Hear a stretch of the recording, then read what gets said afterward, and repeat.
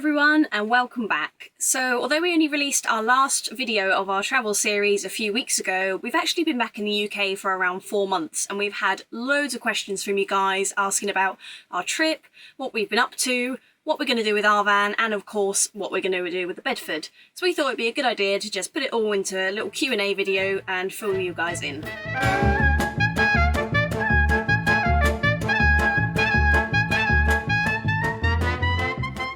So should we crack on with the first question? Let's go for it. First question is from Geomac Grandad on YouTube, and he asks, how have you been between when you got home and now? What have you been up to besides tirelessly editing awesome videos? Well, when we first got back to the UK, we decided to voluntarily quarantine for 2 weeks. That was the first thing we did. So actually, that was all we did for the first 2 weeks, just tirelessly editing our awesome videos, and we were really happy with them. They were so good. Some of our best work from the last trip, for sure. Definitely. Apart from that, we've been really busy. As soon as our quarantine, not the lockdown was over, as soon as our quarantine was over, we went out and just hunted for jobs, basically. And on the first day of going out job hunting, we very luckily managed to pick up 2 delivery driving jobs for a local supermarket. It's been a real blessing for us because I don't think we could have managed to have 4 months off doing nothing, frankly. We would have gone insane, as I'm sure a lot of people around the world have already. So we were really lucky to find that. We've been working probably 3 or 4 days a week there, getting enough money to come in to sort of look after ourselves, but at the moment not really enough to do any of the other projects that I know you guys are waiting for us to do, but we'll answer more of that a little bit later on. For those of you wondering as well, we've just been parked up on the driveway of my dad's house for the last few months over the lockdown. We're extremely fortunate to have had this place to come back to, because I know a lot of people, a lot of van lifers out there were not so fortunate and got caught in various places. I think we feel really lucky to have had this place to come back to. We've also been getting into a little bit of gardening. We've been growing like all sorts of fruits and vegetables and herbs and just about everything else you can imagine. So that's been keeping us busy as well. So the next question is from Escape Forever, and they want to know how much time it took to save enough money for such a trip, or was it on the go, i.e. earning online and moving? So inspired to start after watching with your series. All the best for upcoming endeavours. Oh, thank you. So I think like the minimum amount of time we've managed to save up for a trip is 6 months, and that was not this one we've just been on, but the one before that. We worked like 40-50 hours a week over the summer over 6 months, and we managed to save up enough to go. But because we had like things going on with the Bedford and things like that, we sort of ended up spending close to about 18 months between that previous trip and then before we went away for this trip. Way too long. Yeah, way too long.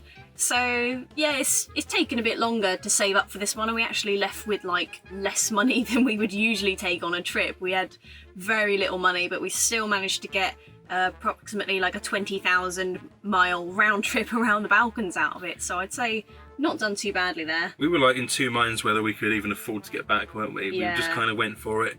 We made a little bit of money from YouTube this time as well, which obviously helped out hugely, especially towards the end where we were just scraping the barrel to get home. Yeah.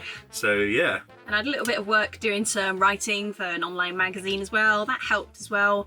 Didn't bring in enough to like live on and travel permanently. That is still our goal. We're working towards that. If we can save up a bit of money and then we can also get some decent online work or start making a good bit of money out of our YouTube videos, I can't see us ever standing still again. I think we just keep travelling. Absolutely, yeah. Absolutely. So the next question is from one of our Patreons, Clive Taylor, and he wants to know, did you see any advantages to learning languages? It doesn't seem to matter, but there are a couple of minor misunderstandings. Does French and English get you by? I'll leave this one to Lucy because I am just getting by with English. I don't know any other languages. So I speak fluent French I used to live in France when I was a kid. I lived there for about 7 years, and when I came back to England I decided to learn Italian as well. So I'm semi-fluent in Italian, but it's been surprisingly useful actually around the Balkans, particularly in Albania, because they're literally across the coast from Italy, so quite a few of them there do speak Italian. It did come in handy when we were trying to arrange some like documentary projects, and a surprising amount of people speak French around the world as well. Like in Portugal we found a few people that speak French. Yeah, it always seems to surprise me where it helps us out. Yeah. You know, just having one extra language. Yeah, just it seems to does. open up so many more doors, and I'm really lucky to be travelling with Lucy because she's definitely got us out of some trouble with her languages. Yeah, but Yeah. we do pick up some basic words wherever we go, and obviously the longer we spend in a country, the more words we pick up, but the basics are really like, you know, hello and Just mannerisms, thank you. isn't it? Like Yeah. to be polite in shops and stuff. We don't want to appear as sort of rude tourists that don't make an effort. We always try to make an effort. But as you can imagine, when we travel, sort of we spend around a month or a month and a half in most countries, sometimes a lot less though if we're just passing through. You can imagine that it all just gets muddled up in our brains a lot. So we're sort of I don't know, we're saying hello in Albania, but we're like saying it in Macedonian or something like that, or I don't know, whatever examples, but it gets kind of confusing Well, you know sometimes. what was confusing is when we visited the Roma village in Romania, and it turned out that they spoke Hungarian. Oh yeah, so was we were saying confusing. Yunapor, hello, and Instead of but, yeah. Romanian, which is like Buna. that was So- that was interesting. But yeah. I think languages I'd like to learn in the future, we should definitely be learning one of the Serbo-Croatian languages to give us a kind of base, because they speak a variation of that in like Bosnia, in Macedonia, Serbia, and Croatia. And it's similar to Bulgarian too, Yeah. so, So yeah. that'd be a good base to learn. And I think I might branch out into Russian as well, because actually it seems a lot of the world speaks Russian, and I think that'd be quite a useful one as well. Yes, especially for upcoming trips potentially. So the next question is from T5 Vinny, and he wants to know, if you weren't these amazing travel vloggers, what would your ideal job be? You're so kind. That's very nice, thank you. So, wow, yeah, I mean, We have a shared kind of vision, I think. Yeah. Don't you? I think we'd both love to be photographers / photojournalists. That is something we are working towards every day with these documentary projects. I think we both really enjoy the photography side of it. yeah. I'm also would like to branch out into the writing side of it, so I love to do the photos and the accompanying essays that go with them, like we've got on our LB Journal website, and that is really what I want to be doing. I want to be doing more of that. Love the research, love finding out and then conveying back in the writing. And Yeah, if you guys want to check out what we're kind of aiming to do for our jobs in the future, then you should definitely check out the LB Journal's website, because that'll give you a bit more of a clear indication. We also really just enjoy doing the video documentary as much as the photo. It just adds a kind of whole new dynamic to the whole thing. oh, and totally, yeah. yeah, it's really exciting, really exciting. Yeah. Like, So the Okay. Next question is from Clive Taylor. How often did you buy groceries? Did you make meals ahead? And what is your secret curry recipe? Okay, well, I can't give my secret curry recipe away, I'm afraid. I'm still kind of working on it, fine-tuning it. It's not quite there yet, but maybe one day I'll give it away, but it's a bit of a secret recipe. We kind of noticed when we were like editing some of the videos just how often Ben would end a day by saying, okay, we're going to go and eat a curry now, and it's become a bit It was of a like theme. Borek or curry, wasn't it? Yeah. Mostly we survived on through the winter. Yeah. But as for the meals, like, yeah, we always plan ahead. We try and plan a week's worth of food so that we could buy everything we need for that. And when we're away, we always try and go to like local markets and things like that, because the vegetable prices are insanely cheap. I loved the bazaars, especially in like Macedonia, where you can go and just buy however many kilos of veg, and it's all organic and grown by the people that are selling it. It's amazing, and it's a really good way to save money by making up like a 3-day chili, 3-day It is. curry, and just bulk it out with some staples like bread and rice and pasta and potatoes. Okay, next question is from Steve Cooney, and he would like to know, what would you salvage from your old girl 1 and put in your old girl 2? Not sure if he means the Bedford or like our future van, Yeah. but I think for me, our van is like a finished piece of work. It is what it is. The decor works together, and I couldn't really see myself taking anything out of it. I think building a new van, the fun of it is creating a whole new decor and Whole new aesthetic, space, yeah. trying out new things, using ideas and techniques we've learned from this van and transporting them to the next van. Also, our carpentry skills and everything else has kind of improved a significant amount since we built this van. Yeah. So, yeah, I think we'll be leaving this one as it is and working on a completely new design and new things to put in the next van. Yeah, definitely learned a few things. Next question then is from Flora and the Novice Explorers. What's one thing that you've learned about yourselves living this lifestyle that has surprised you? Individual answers, please. Keep up the good work. Thank you. Want to go first? That's a really hard one, actually.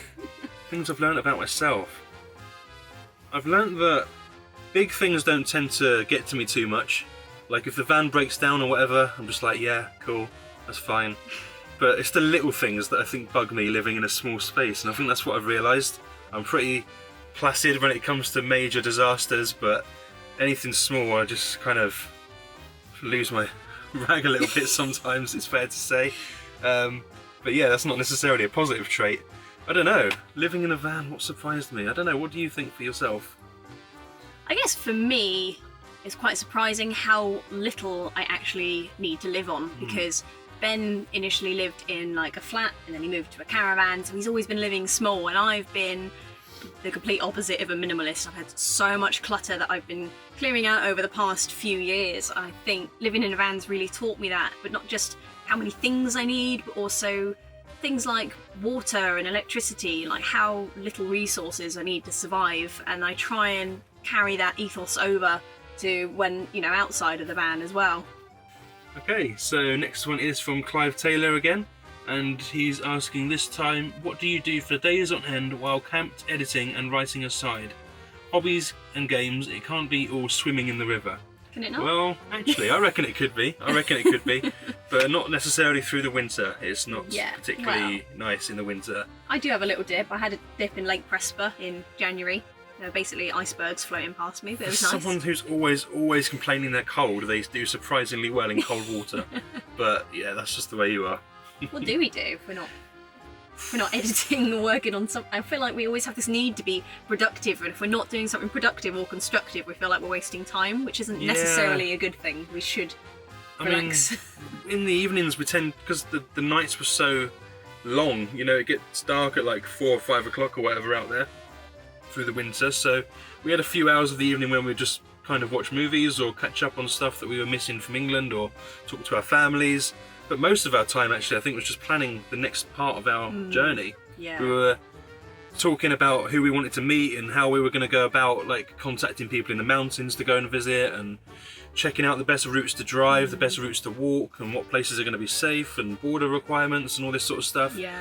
All things that we could have done before we went away, but we were just too busy, and it's more fun to plan it kind of when you're in it, amongst it. So that's what we spent most of the time doing, I think. We're left with like an idea of which countries we wanted to go to, although that did change a little bit as we went, but it's just we have a vague route idea, and then once we get to these local areas, like Ben said, we plan out the route and find a detail. Yeah.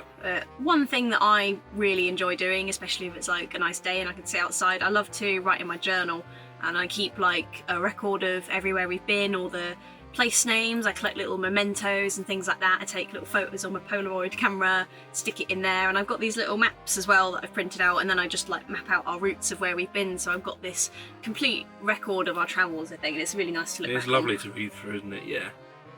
Okay. This is from Joe and Ida from Facebook, and they asked, how do you find your park ups? Park for night, Google Maps and a keen nose, or channeling your inner Sherlock? Well, it's a bit of everything really, I guess. The most fun way to do it is obviously to not use your phone at all. Just go with the flow, just drive, find some little dirt tracks somewhere, explore, you know, get out and walk a bit further down so you don't like get your van stuck or whatever.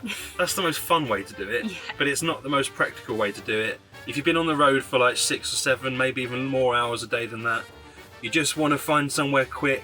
We do use Park for Night every now and again. We don't contribute to it because we worry that it's kind of getting a bit too easy to find good park ups, and they're becoming a bit too used Crowded. Frequently. Yeah. People are leaving rubbish, and we don't want to add to that problem, so we haven't been, this might be a bit hypocritical, using it but not contributing to it, but we only use it in like absolute emergencies. Most of the time we will just use Google Maps to find places. We tend to sort of go towards places with rivers and lakes, any water. Inland, obviously we don't have the ocean next to us, but rivers and lakes and little pond areas and stuff like that, we always try to steer towards, because we can go and have a wash there. Do our washing. It's just a practical place, and it's pretty, you know, and it's a bit cooler, it's fresh, and it's just nice to sit by the water. Who doesn't love that? So the next question is from Clive Taylor again, and he would like to know, would you put your work in a gallery when you travel again and hit the oncoming tourist influx? Do you have a few Cornwall landscapes, native portraits to sell as souvenirs? That's a good So question. that's a good question. Yeah, I've never really thought about putting our stuff as an exhibition or galleries necessarily. I have. Yeah? I think I have, yeah. Only our professional documentary stuff. Yeah. I think we were looking at other mediums as well, like a book, like a photo book. It's like a coffee table style thing Yeah. for the documentary stuff, but also like for our travels. I think a lot of people have been asking us about that. So I think it'd be great if we could compile our best travel photos and stories together into a book. Yeah. Might be something we're working on the next year or two. It would be something good to work on, yeah. Okay. Thanks for the tip, Clive. Maybe we'll take you up on that one. Okay, so the next question is from Joe and Ida. Do you have any big arguments or small ones that didn't make it onto camera? Well, you know, I think living in a van this size or any space this size for so long without 24/7. 24/7 without barely speaking an English conversation to anyone in that entire time. Yeah, things get heated sometimes, and anyone who says they don't, I think you're probably lying to yourself and you're holding it in to stop an argument, because you just got to say things sometimes. Yeah. Just breathing sometimes gets irritating, you know, like shh, stop breathing so loudly, but like but no, most of the time it's fine. And if you know, if someone gets annoyed with the other person, you just go for a walk and it's fine. You just walk it off, That and does then help. it's, you know, say sorry and it's all good again. We don't dwell on it at all. But Don't really tend to have big arguments, do we? It's just little niggly things, like Ben says, like stop breathing too loud, and yeah, just something falls out the cupboard and you blame the other person. It's just stupid things that we can't even remember what the argument was about or half an hour later. someone's giving directions and they end up taking you to the completely wrong place. All right. Something like that, for example. You know, It's never just as me. an idea. So It's just part of living and travelling, I think. There's Yeah, it always is. going to be frustrations. You're going to have bad days where you feel like nothing's going right, and you're going to have good days where ups and downs. It's just Yeah. normal life, isn't it? it is. So next question is from our friends Rainbows on the Road, and they want to know what our favourite drive ever is. Ooh. That is a tough one. They say it's a tough one. That is So a we can name a very few as tough well. one. My memory is ridiculous, and I can't think on the spot where my favourite places are. To me, there's two types of like favourite drives. There's the really smooth, amazing ones that most people would put in their top driving roads, like the Transfiguration, or Transfiguragasan if you can't speak Romanian, and like the Stelvia Pass, and there's these beautiful, incredible mountain roads and smooth. And then there's like these roads that we just should not have taken our van up. No way, ever. Yeah. They're not necessarily a good drive, but they're like a good adventure. Some amazing roads will be defined by the architecture that's allowed them to be there, and then others will just be the fact that it's just like someone's just thrown some gravel at the mud Yeah. and called it a road. Both have their highlights for us, Yeah. you know. I mean, you've seen the roads we've driven on. You've been there every step of the way with us, so maybe you could let us know what your favourite roads we've driven on, and we might be able to go from there to narrow it down a bit. The two that really spring to mind for me, the SH74 and the SH75 in Albania, just because on one of them our shock absorber light basically fell off and we had to repair it by the roadside, and to most people that would be a nightmare, but to me that's just like a proper adventure. Yeah, it's a Bit bit of of fun. fun. Good bit of fun. And the other one was when that road, I don't think we actually made it more than like a couple of kilometres up it, but we ended up staying the night and meeting this really cool shepherd in the morning and had this like it wasn't even English conversation, just like bits of Albanian, bits of Yeah, Italian, we were, like, pictures drawing. drawn in the mud to have this conversation. So that makes like a good drive for me, a good adventure. Yeah, agree. Seeing I our agree. van getting wrecked and meeting people. Alright, so our next question comes from quite a few different people. It's been a popular one. Layla the Daft Van, Joe Atmanism, sorry if I can't pronounce your username, Tech Daily and Easy Media are all asking us if we've got any more adventures planned for our LDV, if we'll be retiring it or if we'll be scrapping or selling it. Short answer, no, we're not going to sell our van because quite frankly LDVs are worthless. I think we'd be hard pushed to get £1,000 for this van, if that is. It means more to us personally than it does to anyone else, and I'd rather just sort of park it up somewhere and live in it. I'd rather let it rust back into the earth Yeah. than sell it, frankly. Basically. Yeah. I get really emotionally attached to things, especially this van that we put hundreds, maybe thousands of hours worth of work into over the years to get it how it is, and all the memories we've got with it. It just wouldn't feel right. I'm just the kind of person that likes to run vehicles into the ground though. As long as we've got space for it, we'll just cling on to it, won't we? I think. I can't see us scrapping it No. ever. if possible. Alright, so the next question is from Steve Cooney. With the conclusion of your latest trip, can I ask you both for your evaluation of your trip, what things you didn't use enough of and what you would now add to your old girl as a result of that last expedition? It's a good question, I think. Mm-hmm. I think we've done like 3 big trips now, and over the course of those we've gradually decanted a lot of stuff that we don't need from our van, and with each trip we've done we've learned more about what we need and what we don't need. And when we packed for this one, we decided to leave out anything that we didn't use for more than, say, a week on our last trip. And when we stood back and looked at the van when we finished packing ready for this trip, we were just like, where is everything? Because it was so empty. We just minimised so much to the point where we had barely anything with us. Yeah, it was much emptier this time. We also had a third person with us at the beginning of this trip, our friend Anna. So we had her stuff with us as well, and it was still less than when we went the last time. Yeah. So then when she left us, the van was like completely empty. We had all of this boot space that we had no idea what to do with. Yeah. So Lucy just kind of got some driftwood and some sticks and stones and mementos, yeah, and sort of crammed those in. So yeah. We still came back fairly full, I guess. Yeah, not too bad, I'd say. Not too bad. Yeah, as for things we wish we'd taken with us, there's one thing in particular. The company Lifesaver just sent us one of their jerry cans to try out, and it's basically like a water purification jerry can. And we tested it out the other day, and it's something I only wish we'd had about 6 months ago, because it would have been so useful for our trip. It would have been really useful, yes. So as Lucy said, we went out and tested it the other day, and I think now we'll just go and show you where we went with it. Well, the sun is shining, we both got a day off work today, and we thought to ourselves, what better way to enjoy our bit of freedom than to go and explore a lovely little spot that I found the other day while I was out walking with my mum. It's a gorgeous little river walk, far inland, so it's away from all the hordes of tourists that have just exploded across the county this weekend. So I'm going to go and show Lucy, and while we're there we're going to go and check out our brand new Lifesaver jerry can that was very kindly gifted to us by the company recently. We're really excited to try it, and it's one thing that we really wish we had on our trip away, because unfortunately the amount of plastic bottles we had to get through when we just couldn't find suitable drinking water in the mountains or whatever, we could have really done with this. So it literally would have been a lifesaver and a plastic saver. We're really excited to go and try it out, so let's go and have a look.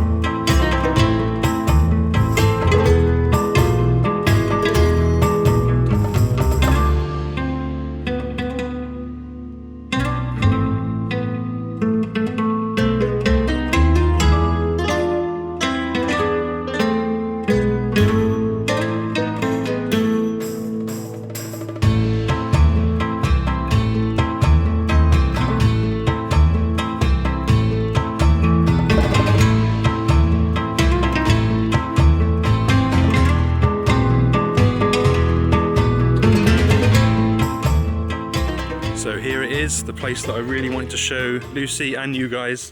We finally made it here. I think Lucy's already in the water, having a little splash around. So I'm probably going to go and join her.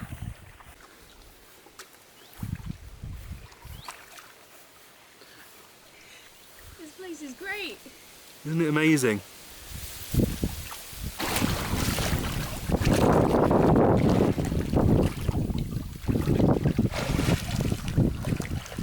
I don't think that's what the jerry can is designed for, but I guess it's got another use. It's a great float.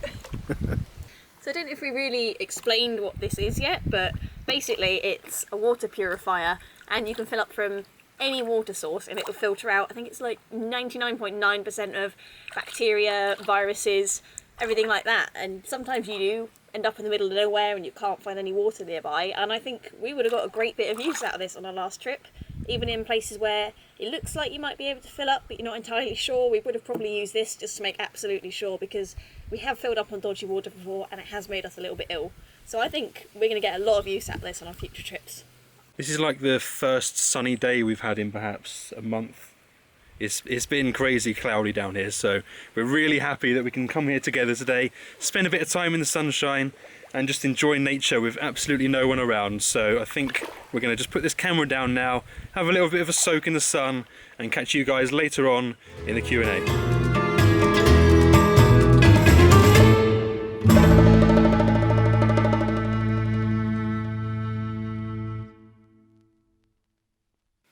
So that was really good fun, wasn't it, actually? It was so nice to get out in the sunshine and enjoy a little bit of Cornwall that we actually haven't really seen together. So it was really lovely. Bit of wild swimming as well, which I haven't done since the Alps in France, I don't think. Can't beat it, can you? Can't beat it. Yeah. But I tell you what, that water was cold.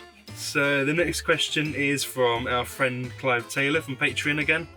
And his question this time is, self-sufficiency has become quite vital and increasingly so. Your trip was as close to that. Given the garden supplies you grew too, what can you do to promote the practice? Any predictions on what you will encounter next trip? Fuel and food and services as the economy jumps back. So that's a good question, Clive. Yeah, that's a good question. And to be honest, it's kind of just speculation for us, really. We just don't know. We just don't know. We're not going to be going to the places that we've been to before. Yeah. I'm not going to say too much, but it's not going to be the EU. All going to be new territory to us. So I think, irrespective of the whole Brexit situation, it's not going to make too much difference to our next trip. We're not going to be spending a lot of time in the EU anymore, I think, really, anyway. And our favourite countries are in the Balkans that aren't really in the EU anyway. Yeah. So it's not going to affect us as much as it would affect some of our friends who spend a lot of the time in Spain and Portugal. So it's going to hit some people hard, but I think for us it's not going to hit us so badly. Yeah. I think the self-sufficiency part of that comes quite naturally in the van, because we produce our own resources with the solar panels and charging when we drive, and the water as well, we always fill up for free, that kind of thing. But like you pointed out, we are also learning how to grow our own fruit and veg right now for the future, because living self-sufficiently off-grid is definitely a dream. When we do have a base somewhere and settle, that's what we want to be doing. We want to be completely off the grid, producing our own electricity, getting our own water from a spring, growing all of our own food organically. So it's been really fun to learn how to do that. It's been a good learning curve, hasn't it? While we've had a bit of time off. Yeah. Next question is from the 5 of Bus, Nellie's Adventures and OG Van Life. And they would like to know what our dream van would be, and if we could swap our lovely convoy for another van, what would it be? Or what van would we upgrade to in the future? Very good. Very good. Okay. We have like sort of slightly different ideas, and also different sizes and types of van depending on what we want to do in the future. So yeah, I don't think we've got any one single dream van, because we've got a lot of, like you said, different places we want to visit, and different vehicles will be good for different places we want to visit. Yeah. We really need to try and find a good all-rounder for the next trip, because it's going to involve a lot of off-roading and a lot of just long distance. It's got to be reliable, but I don't know. I don't want to go like into it too much at the minute. To be honest. Yeah. It's going to be something older, because our van has given us nothing but grief with the electrics. We want something mechanical that's easy to fix. It's going to be 4x4 capable, and it's going to be a van, and I'm not going to say much more about That's it. all we can tell you for the moment, I'm afraid. Lips are sealed. Also, dream vans, nice old Mercedes bus. Those big old Mercedes buses.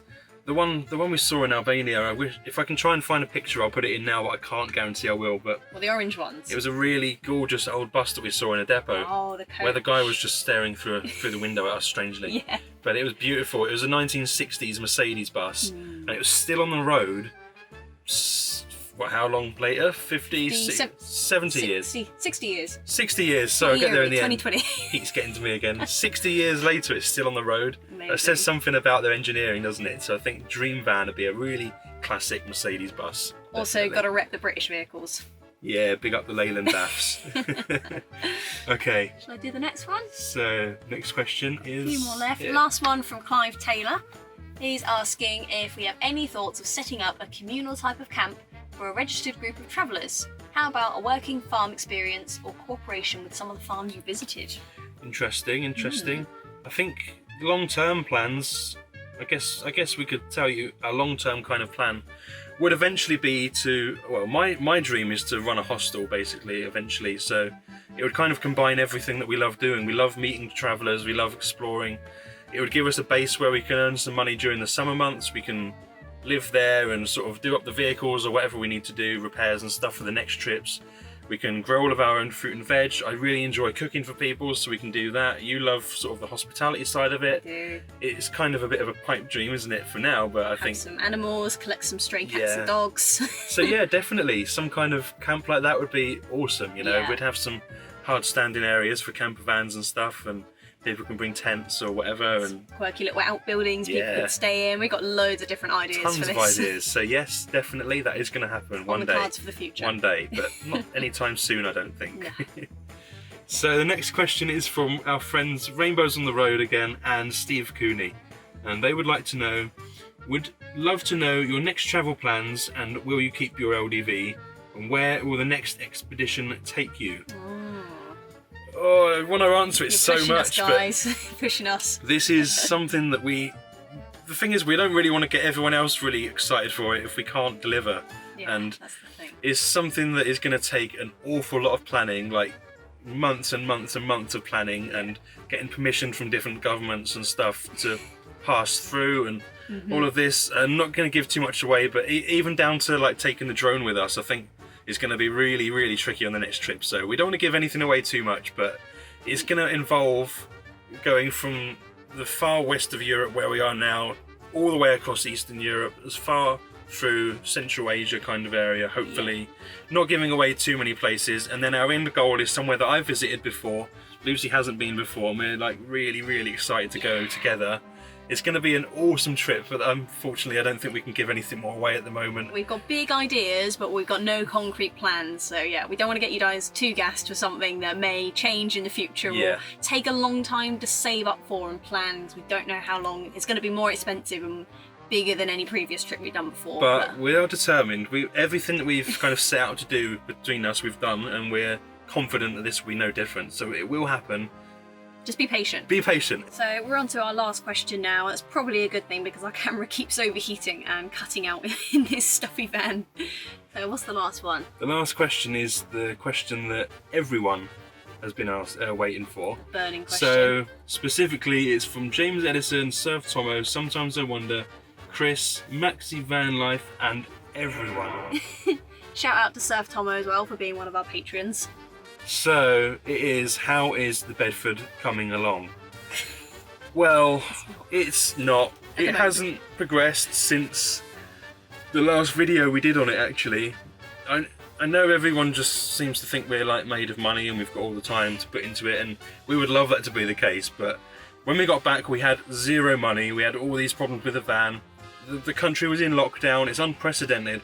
I'd normally be earning a lot more money than I am right now at the minute, so everything's just gone a bit more delayed again, but it's still going to happen. We've not given up on it, and I walk past that van every day at the minute, just looking at it like I'm gonna fix you up. You're gonna look nice.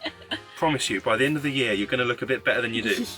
So basically, we've got these personal things. We're trying to sort out some projects and stuff, some goals that we're working on. Once we've earned a bit more money through the summer and we've paid off some other things, we're going to be cracking on with that Bedford. The first thing to do is get the roof and the back put on so that it's watertight and windtight and weatherproof and winterproof, basically, because it gets beaten around up here like you wouldn't believe on this hill. So as soon as it's dry inside, we can then just work on it at our leisure through the winter months. So this summer, unfortunately, we're not going to get much done on it. We're just going to make it dry and workable for the winter months when we've got some money and we can throw at it. We've kind of got a bit of a goals with it. We've got obviously all the restoration on the engine and the electrics and the bodywork, and we've got new panels already bought to go on the front. Got a lot of rust to clear off it, a lot of cleaning and tidying to do on it, and obviously we're going to be building the back from scratch. So we've still got all of the plans and all of the enthusiasm and determination to do it. It just hasn't materialised yet. But I promise you guys it will happen, and I know how excited everyone is to see it which is also giving us a lot more motivation. So by all means, keep harassing us with the questions. Keep asking us how's it going, what have you done to it. That would just be pushing us forward. So yeah, carry on. And also just to clarify as well, because I know we may not have explained this properly yet, the Bedford is not going to be for us to travel in. It's a family-size van with the intention of hiring it out as a hire camper van. Cornwall is a perfect place to come and explore with the van, as we just wanted to make it like as unique and quirky as we could. We want it to sleep 4 or 5 people. We want it to have all the amenities as well. All the mod cons that we wouldn't really necessarily even need ourselves. Yeah. And then, well, if we can get that hired out over the summer months at the least, that will be bringing us in an income, and then we will be able to afford to travel, and hopefully someone will be able to look after that while we're away, and it will keep making us this income to help us keep travelling. Yeah, that van was never intended for us to go away with. It's highly unpractical for the sort of places we drive. Totally. As you can imagine, we don't want to be dragging a 40, 50-year-old van along those Balkan roads in Albania and stuff like that, so not a chance, but it will have a lovely life down here in Cornwall once it's finished. Yeah.